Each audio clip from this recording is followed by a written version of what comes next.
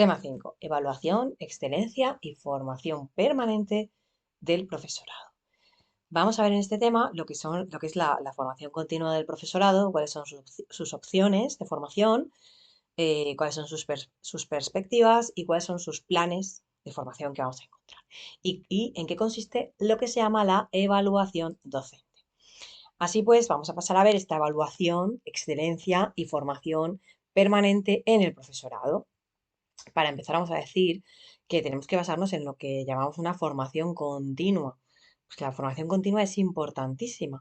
Esta formación continua es participar en cursos, en participar en programas de formación, que normalmente son de carácter formal, que ya hemos hablado de ellos en el tema previo, en cómo estos programas de formación, porque a veces fracasan, porque a veces no llegan a buen puerto. También esta formación continua, tenemos los datos de que es donde mayor número de profesores participa y hay una amplia oferta de cursos. Así pues permite que muchos docentes puedan participar en esta formación continua. Es una tarea, la formación continua, de obligado mandamiento para todos los maestros, ya que esta profesión del conocimiento lo que exige es una actualización constante. También son formaciones continuas las titulaciones complementarias a los estudios de grado, como por ejemplo másteres oficiales, títulos propios de las universidades, títulos de experto, doctorado, etc. Todo eso también son formación continua.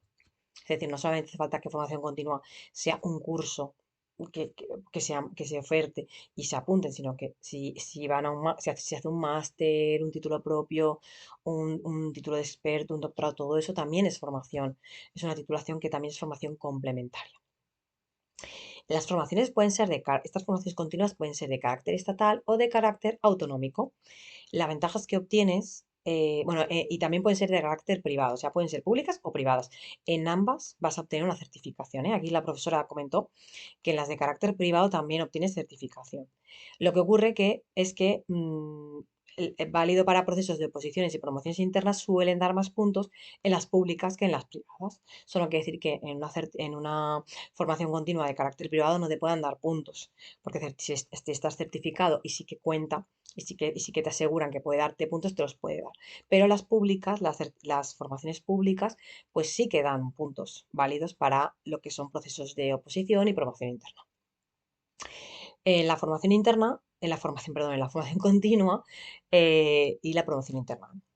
En la formación continua, cuando los programas se elaboran desde el propio centro educativo, puede ser que hayan programas que se elaboren desde el propio centro, pues lo que va a ocurrir es que van a estar más adaptados a las necesidades de ese centro educativo, porque ya lo estamos haciendo teniendo en cuenta qué nos hace falta en esta escuela.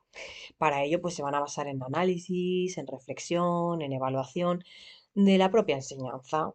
Se van a basar en estos programas de formación continua, en la observación entre iguales, en la coordinación docente, en colaborar con los colegas y así pues se podrá llegar a cabo hacer esta formación continua. Cuando los programas se elaboran por entidades externas al centro, es decir, que no es el propio centro educativo, sino que es otra entidad que viene y lo hace, los contenidos se van a focalizar más en el conocimiento de metodologías y materiales en las aulas. Es decir, como te lo está haciendo alguien de fuera, pues ese alguien de fuera lo que va a hacer un poco es ver cómo implementas la metodología y qué materiales cuentas. Cada centro tiene que contar con un plan de formación continua y que generalmente es de carácter anual y se va a elaborar a partir de un diagnóstico de necesidades y debe ser evaluado y debe ser actualizado de forma periódica. En muchas ocasiones este tipo de formación no resulta efectiva porque falta la contextualización, que eso lo hemos comentado también en otro tema. Tampoco es efectiva porque son cursos puntuales que a lo mejor duran 3 semanas o 3 días y se ha acabado por la corta duración. Y que no hay un seguimiento, no hay una evaluación, entonces no sabemos si ha servido de algo el curso después de hacerse o no ha servido de nada. Por eso decimos que a veces la formación continua no llega a buen puerto. Otra cosa es lo que llamamos la evaluación docente, que tiene un carácter formativo, que se aplica y se desarrolla para reorientar las acciones del proceso educativo. Y lo que se busca con esta evaluación docente, que hemos dicho que es de carácter formativo, es la mejora de la práctica docente. Y con ello, lo que conseguimos es que el aprendizaje de los alumnos también mejore. O sea, no se está haciendo una evaluación para fiscalizar lo que hace el docente en el aula y ver a ver si lo hace bien o lo hace mal. No, pensemos que tiene que tener un carácter formativo buscando en, en reorientar las acciones del profesorado, o sea, sí, del profesorado dentro del proceso educativo y mejorar sus prácticas. Y, y como consecuencia, el aprendizaje de los alumnos va a mejorar, porque estamos viendo si hay algún déficit, si hay algo a mejorar dentro de esa asignatura, de ese docente. Entonces, este carácter formativo, pues tenemos que hacer una evaluación formativa porque lo que va a hacer es intentar mejorar. Lo que también va a hacer esta evaluación docente es pretende favorecer la motivación, preparación y actualización de los conocimientos de cada docente y de sus estrategias didácticas. Es decir, esta evaluación te va a decir, pues con las preguntas que te van a hacer o con el sistema que se va a utilizar, vas a darte cuenta si la preparación, cómo está tu preparación, la actualización, la motivación y ver si hay algún fallo ahí o algún hueco y que te des cuenta, o sea, te das cuenta de que ahí tienes una necesidad que tiene que ser cubierta.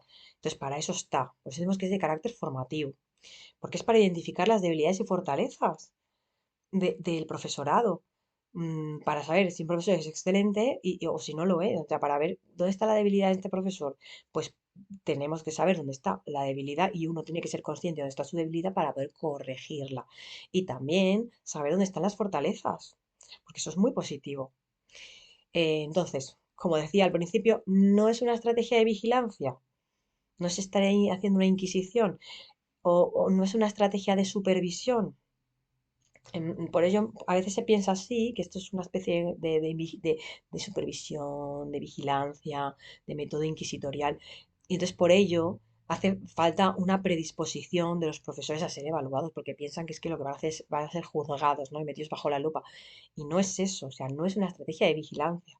Es todo lo que he dicho antes, es de carácter formativo, es para identificar las debilidades y fortalezas y poder mejorarlas o incluso poder premiarlas y decir, oye, lo estás haciendo muy bien. ¿Mm? Es muy importante que en estas evaluaciones participe toda la comunidad educativa. Tradicionalmente se la relacionaba solo con lo que es la formación inicial. Entonces, solamente se hacía esta evaluación docente formativa durante las prácticas en los centros educativos. Y luego también durante los procesos de lo que era la selección para contratar. En cambio ahora no. Ahora ya tiene un carácter holístico, es decir, ahora un carácter global para todo, para todos, que es algo interesante. ¿Qué modelos vamos a tener para esta evaluación docente? Pues tenemos aquellos que están centrados en el perfil del docente, es decir, están centrados en su experiencia y en su formación inicial. Aquellos modelos de evaluación docente, hay otros modelos de evaluación docente que van a estar centrados en los resultados académicos o del aprendizaje de los alumnos. Esto tiene cierta controversia.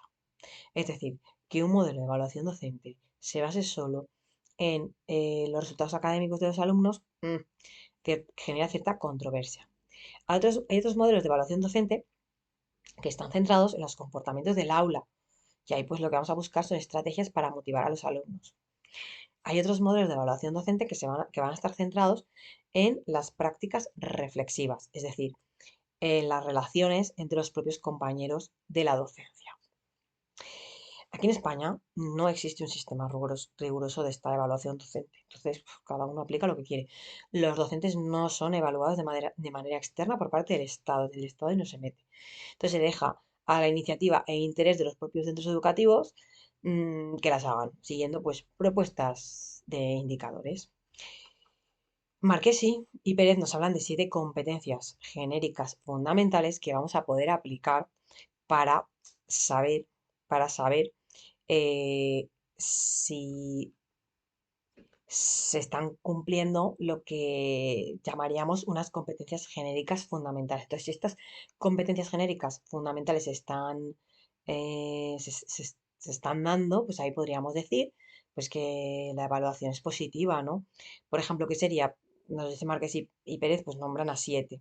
Pues este profesor, este docente favorece el aprendizaje de todos los alumnos, responde de forma flexible a la diversidad de los alumnos, utiliza las TIC de forma pedagógica en el aula, trabaja en equipo, los compañeros, contribuye al desarrollo socioemocional y moral de los alumnos, colabora en la planificación y la gestión del centro, así como en sus actividades comunes, colabora con las familias. Estas cosas, si se dan, pues estamos ante una competencia que si se da como es fundamental, pues es positivo. Positivo que se den. Porque ya hemos dicho que la evaluación en España no existe por parte del Estado. Entonces se va a dejar esta iniciativa a los propios centros educativos. Entonces estos centros educativos se van a basar en estas propuestas, en estos indicadores. Entonces, ¿qué indicadores serían? Pues estas competencias genéricas son indicadores que nos van a decir si la evaluación, haciéndonos estas preguntas, tendremos como un indicador para saber si la cosa va bien, ¿no? Va bien. ¿Qué instrumentos tenemos de evaluación docente? Pues tenemos cuestionarios, encuestas, entrevistas individuales o grupales, análisis de resultados y calificaciones de los alumnos, observación en las aulas, autoevaluación, autoinforme o portafolio docente. Todas estas cosas. También tenemos como fuentes de información, pues el propio profesorado, tanto el evaluado como los compañeros, el alumnado, a ver qué opinan, también sus resultados y calificaciones, y otros profesionales del centro. Y por supuesto también preguntar a las familias. También nos podemos basar en la observación a la hora de hacer esta evaluación, que la observación pues, es la técnica más tradicional, que es un procedimiento riguroso y tiene que hacerse por profesionales. Y va a constar de tres fases: la preobservación, la observación y la postobservación. O sea, hay tres fases: la preobservación, la observación y la post. En cada una de las fases, por ejemplo, en la preobservación, pues durante unos minutos se habla un poco pues, de qué es lo que se busca, qué es lo que se va a observar y lo que se va a buscar analizar. La observación pues ya es pasar a la acción y estar, pues, bueno, a la acción, pero no acción pasiva, ¿no? De observador sin intervenir. Puede ser durante toda una sesión de una clase o simplemente durante unos minutos. Y luego la postobservación, pues ya es simplemente una reflexión de lo que ha pasado. Se habla de qué es lo que ha sucedido y qué se podría mejorar. Para ello debemos hacer una rúbrica o una lista de control. O sea, no una checklist, no, una rúbrica o una lista de control. Una rúbrica como cuando hacemos un examen, igual, o una lista de control donde hay una serie de ítems que tendremos que rellenar y ver si se van cumpliendo y tal, para luego poder hablar sobre ellos y reflexionar en la post-observación. Luego contamos con lo que es la autoevaluación, que se la hace el propio docente. Pues entonces él actúa como evaluador y como evaluado, se la hace a sí mismo. Para ello necesitamos que este docente tenga una capacidad autocrítica, porque si no tiene capacidad autocrítica no la va a hacer. Es que directamente no se la va a hacer. Y también necesitamos que tenga intención de mejorar su práctica docente y que la práctica sea reflexiva, pues es el propio docente el que tiene que decidir recoger datos de su práctica, o sea, que es el que va un poco a ver cómo cómo esta práctica, cómo mejorarla. Entonces, tiene que tener una intención de mejorarla. No implica que las fuentes de datos no sean externas, o sea, pueden serlo, no falta que sean solo de él, y no hay necesidad de depender de otros agentes o organismos, lo hace él. O sea, se la tiene que hacer él. Luego está el portafolio que es una colección de trabajos que están elaborados por el profesor y están enfocados a planificar, a evaluar, a hacer una conducción del proceso de enseñanza-aprendizaje de los estudiantes. Entonces ahí se pueden poner pues, un montón de pues, trabajos que se han hecho, que han funcionado, los que no han funcionado, es decir, pues ponerlo a todo ahí, ¿no? Que quede constancia de qué es lo que se ha hecho durante todo ese año. El docente hace una reflexión sobre lo reflejado en el portafolio, sobre las lagunas, sobre los huecos que están configurando los nuevos propósitos formativos. Pueden ser producciones y resultados académicos de los alumnos, lo que decimos, pueden ser cosas que han hecho los alumnos, puede ser material logrado por el docente y puede haber una valoración de terceros. Es decir, enseñar este portafolio a un tercero. No, puede haber la valoraciones de terceros, se refiere a que si alguien ha dado alguien ha contribuido en algo, o sea, hay una carta o lo que sea, también se puede meter dentro del portafolio, ¿no? Porque es todo lo que ha sucedido y que y que puede ser evaluado, ¿no? Para valorar cómo ha ido, si bien o mal.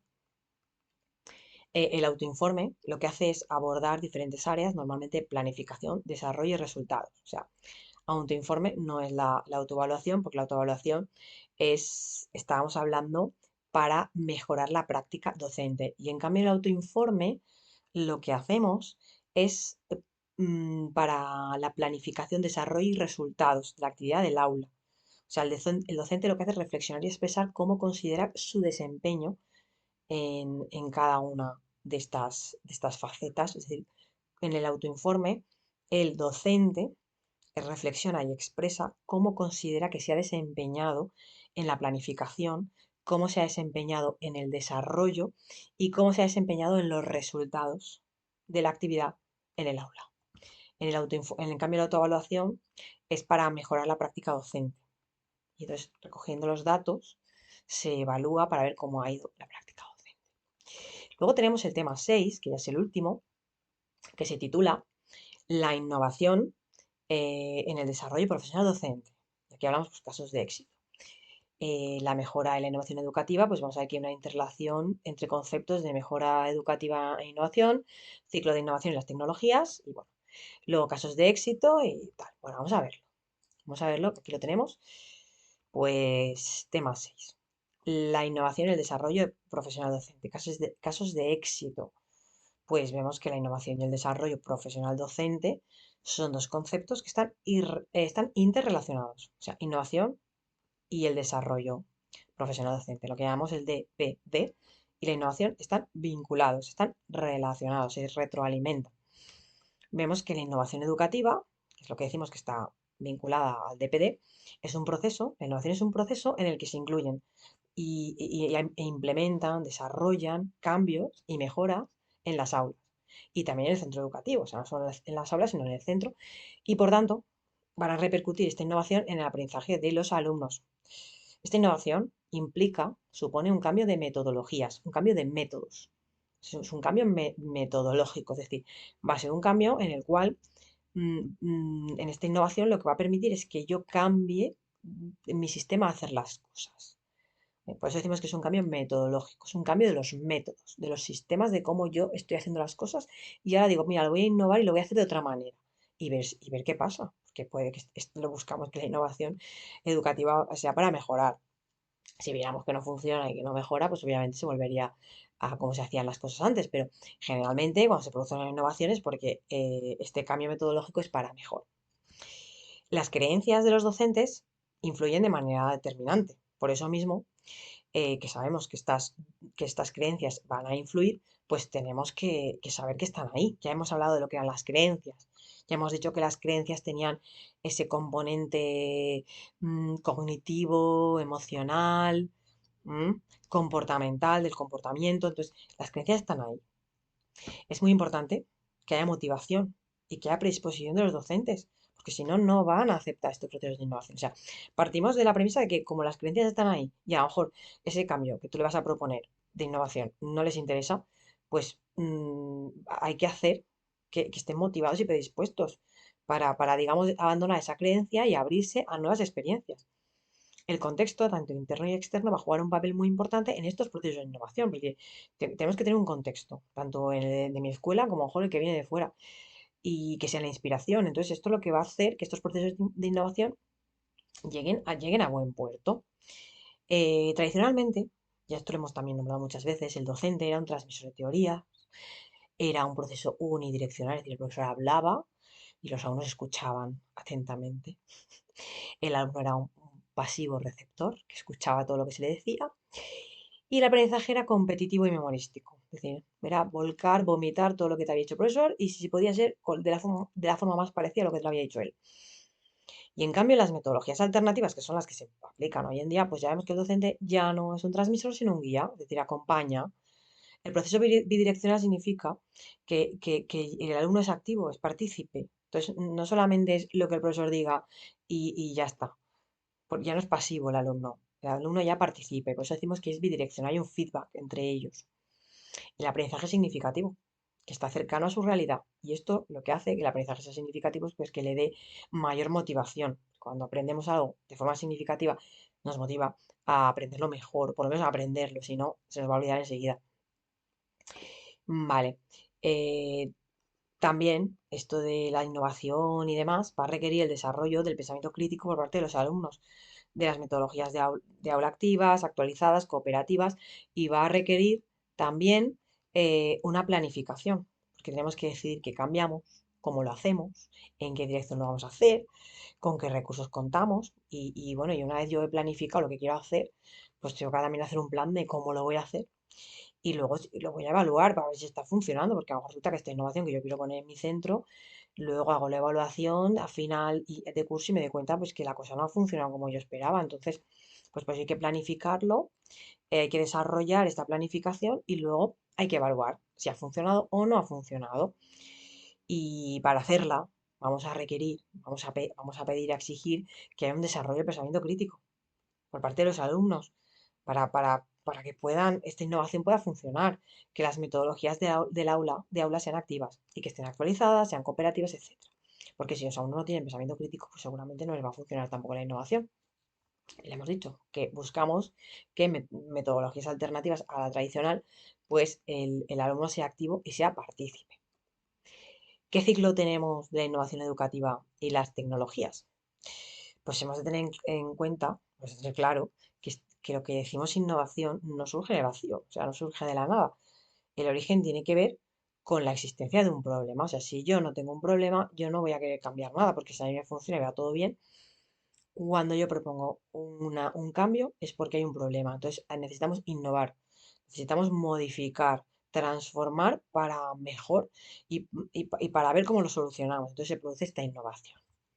Aquí vemos como hay un esquema que dice el ciclo de la innovación educativa. Entonces, por un lado estamos en un contexto que tanto es interno o externo, y externo, es decir, dentro del centro y fuera. Hay un inicio en toda innovación, que es lo que decimos, que no surge del vacío, sino yo tengo una necesidad y ¡pam! Mira, voy a implementar este sistema innovador.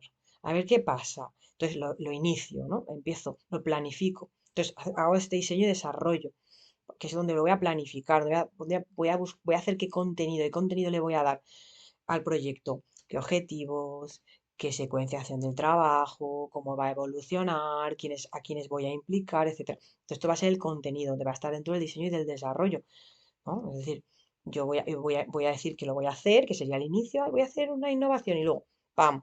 Una vez ya digo que la voy a hacer, pues voy a dotarla de contenido a este proyecto de innovación que yo quiero implementar. ¿Qué objetivos le voy a dar? ¿Cómo voy a hacer el trabajo? ¿Cómo lo voy a secuenciar? ¿No? Pues mira, hago esto, luego lo otro. ¿Cómo va a ir evolucionando? ¿Y a qué agentes voy a implicar? Voy a implicar solo a los profesores y alumnos, a familias, lo que sea.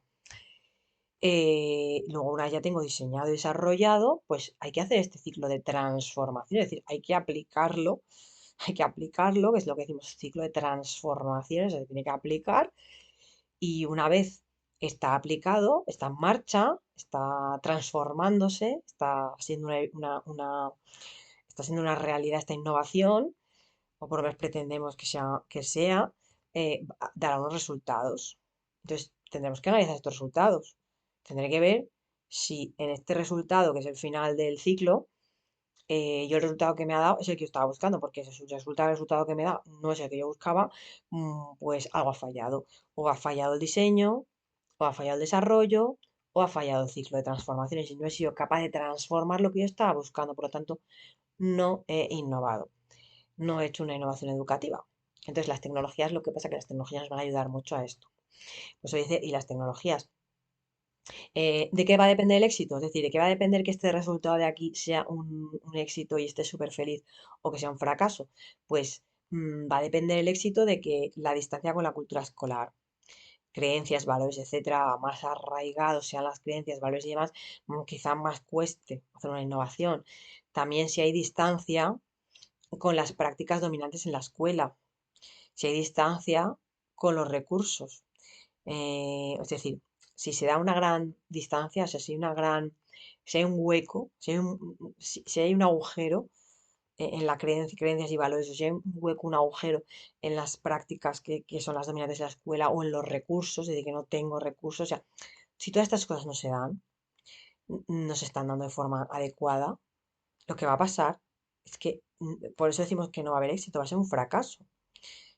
También dependerá el éxito de la dependencia de aquellos que no llevan a cabo el proyecto, pero se necesita que participen. O sea, si los que tienen que participar o cooperar no lo hacen, entonces yo dependo de estas personas, dependo de ellos, porque ellos no están haciendo el proyecto, pero ellos tienen que participar y si no cooperan, pues seguramente sea un fracaso también. Y también va a depender el éxito de la relevancia del contenido que va a determinar el grado de implicación de los docentes. O sea, si a más relevante sea el contenido, pues seguramente el grado de implicación de los docentes tenga que ser mayor. Si no será, pues no, pues seguramente no se impliquen. Entonces, todo esto va a decirme que va a asegurarme el éxito o veré, pues probablemente que acabe la cosa siendo un fracaso. ¿Y por qué decimos que la tecnología va a tener que ver en este ciclo de la innovación educativa? Porque las TIC van a tener un papel muy, muy, muy relevante, pero no son imprescindibles para desarrollar una innovación educativa. Es decir, una innovación educativa no se va a basar solo en las TIC. No, porque va a haber innovaciones educativas que no tengan que ver con la tecnología. ¿No? Por eso dice que no son imprescindibles para desarrollar los procesos de innovación. Pero cuando sí que las TIC forman parte de los procesos de innovación, pues van a permitir crear nuevos escenarios educativos que sean más atractivos, que motiven, van a permitir las TIC favorecer la interacción, comunicación, participación entre alumnos, entre alumnos y profesores, entre docentes. Se va a dar un cambio de rol del docente, que va a pasar a ser un guía que va a facilitar el uso de recursos y herramientas. Y van a ser las TIC una oportunidad para el desarrollo profesional docente. Entonces, dentro de ello, pues nos vamos a encontrar con lo que son las comunidades de práctica virtuales, que están aquí. Aquí las vamos a ver, eh, que están aquí, ¿no? Dentro de innovación y desarrollo profesional docente, el profesorado frente al TIC. Innovación y desarrollo profesional docente, aquí tenemos comunidades de práctica virtuales.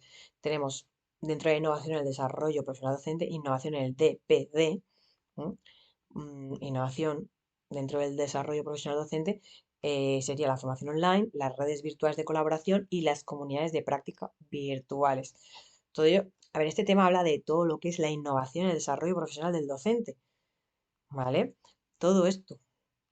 Lo que pasa es que aquí le han dicho en concreto cómo va a ser esta innovación del DPD basándose en las nuevas tecnologías. Y va a decir, pues esto, pero hemos estado hablando que la innovación educativa, bueno, van a haber casos, cómo se va a dar, en qué va a consistir cómo es el ciclo de la innovación educativa y luego qué ocurre cuando la innovación educativa pues se apoya en las TIC. Pero recordemos, no son imprescindibles para desarrollar la innovación educativa. Entonces, cuando sí que se están apoyando en las TIC, pues vemos que tenemos una cosa que son las comunidades de práctica virtuales, otra que son las redes virtuales de colaboración y la formación del profesorado. En las comunidades de práctica virtuales, pues vemos que una práctica común, que ya están convirtiendo en una práctica común y construyen un conocimiento que les va a permitir realizar sus tareas de forma colectiva y lo que hacen es compartirlas. Comunidades de práctica virtuales, se hacen tareas y las comparten. Presenta tres dimensiones, una empresa común, un compromiso mutuo y un repertorio compartido. Esas son las tres dimensiones. Empresa común, es decir, si tú te metes en una comunidad de práctica virtual es porque estás buscando es porque te interesa el tema. Entonces, por eso buscas una empresa común. Si no, no te metes en esa comunidad de práctica virtual, a lo mejor te metes en otra, es decir, tienes que meterte en algo que te interese. Entonces, hay una empresa común, o sea, un fin común de todos los que forman parte de esa comunidad de práctica virtual. Se busca un compromiso mutuo, que haya un compromiso y que haya un repertorio compartido. Porque hemos dicho que lo que están haciendo es una práctica común para construir conocimiento y que se hace de forma colectiva. Y lo que se hace de forma colectiva luego se comparte. Pues decimos que necesitamos un compromiso por todos los participantes y que el repertorio se comparta. Las fases durante la constitución de esta comunidad de práctica virtual, pues hay una gestación, un desarrollo y una consolidación.